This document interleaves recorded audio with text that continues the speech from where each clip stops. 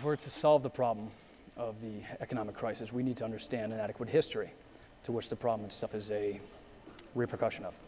And that goes back to the fact that we're currently working for a Federal Reserve System that's completely illegal. Most people don't know that there is no legal constitutional basis for an income tax. Nevertheless, we're paying income tax.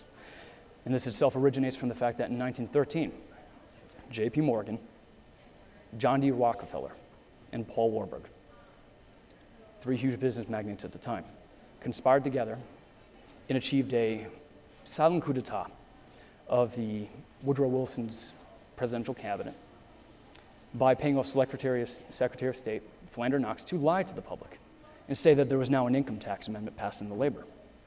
Suddenly, people found themselves having to spontaneously forfeit a portion of their earnings to a quasi-governmental organization, which is in fact no more federal than Federal Reserve.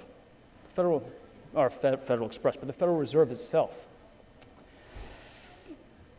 they're a private bank like Citibank. If you take out each one of your dollars and you look at them, they say Federal Reserve on them. They don't say United States Treasury on them. That's a problem.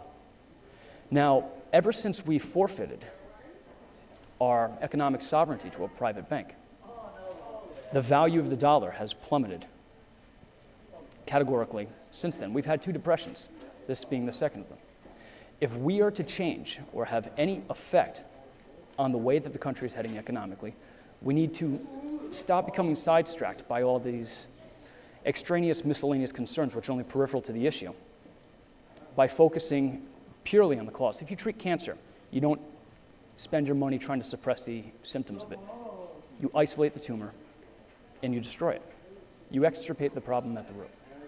If we're to basically return to a prosperous and free nation, pivotal to we as a free people is that we abolish the Federal Reserve and take actions now to mandate that our right to our wealth and to our earnings be honored.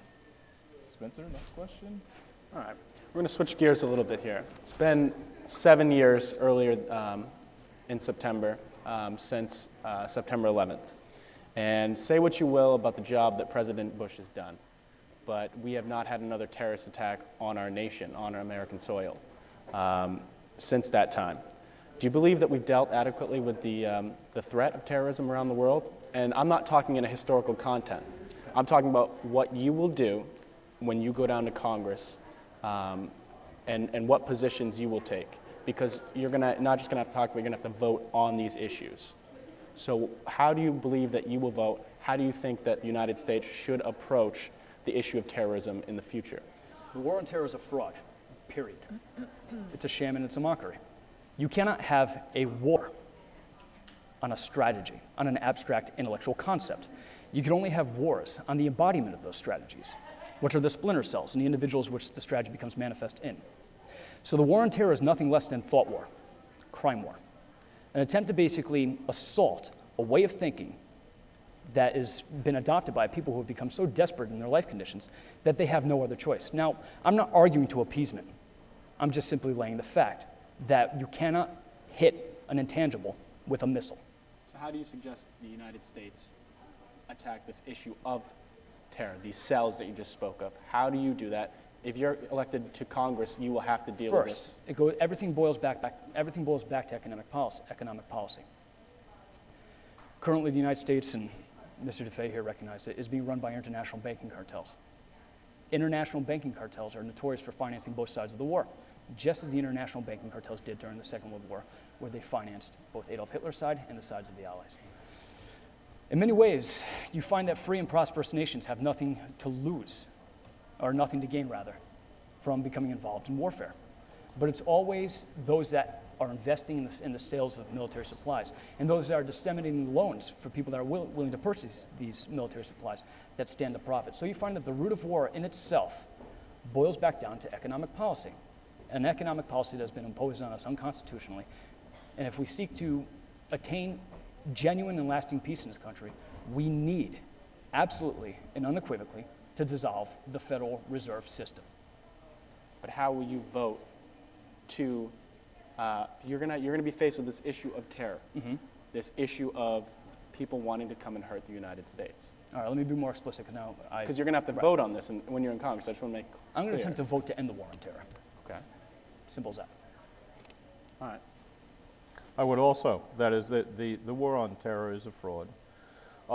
Initially, immediately after September 11th, when Bush went on the air, he talked about a huge crime having been committed at the World Trade Center. He never again used that word because the obvious implication of that was that then there should be a criminal prosecution. But the U.S. doesn't want to sign on to the International Criminal Court, which is the obvious solution for the problem, because they don't want it to be possible for the International Criminal Court to prosecute any Americans. Well, this is sheer hypocrisy. Obviously, we should sign on to the International Criminal Court, and that is the obvious best solution to the attack on the World Trade Center. There are people who've been panicked about this intentionally by the government for years. I even heard Christopher Shays in 2006 said that the U.S. is more threatened now than at any time in history. This is absolutely bizarre. That is, the U.S. is far safer now than it has been at any time since since 1990, when the USSR folded. The USSR had 30,000 nuclear weapons aimed at us. And this is no longer the case unless we get into hot water with Russia again before they've eliminated more of their nuclear stockpiles. But they obviously can eliminate their stockpiles. They are willing to. We are the ones who keep dragging our feet because we want to have unilateral domination over the world. The rest of the world all knows that we're complete hypocrites about this. Other countries like India created their nuclear weapons because they knew that they could never get a seat on the Security Council or get any respect in international affairs without nuclear weapons, because they had tried for 35 years. They've been delaying tests on nuclear weapons because they wanted to be neutral and they wanted to be nonviolent. It's our example that prevents other countries from being nonviolent. We are creating the wars that we're afraid of. They are blowback, as you said, and we're our own worst enemy. And we should stop our incredibly stupid greed and blindness to the effects of our own actions. Time.